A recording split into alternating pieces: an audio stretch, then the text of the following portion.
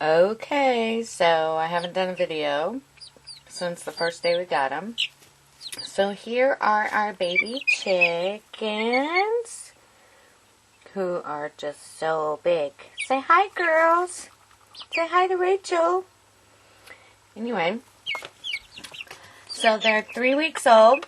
As you can see, we got them in a totally bigger container. They fly now, and they all have names.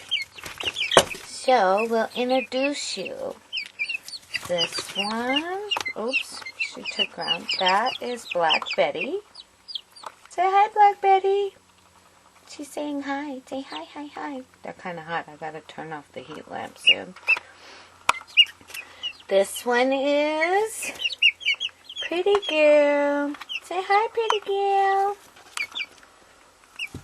Anyway, so they're probably getting too hot. This one is Gracie Grace. Say hi, Gracie Grace. Say hi, Gracie Grace. That one next to her is Silky.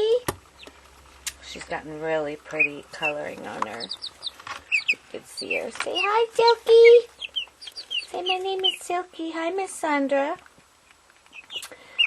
Okay, and that's Gracie Grace.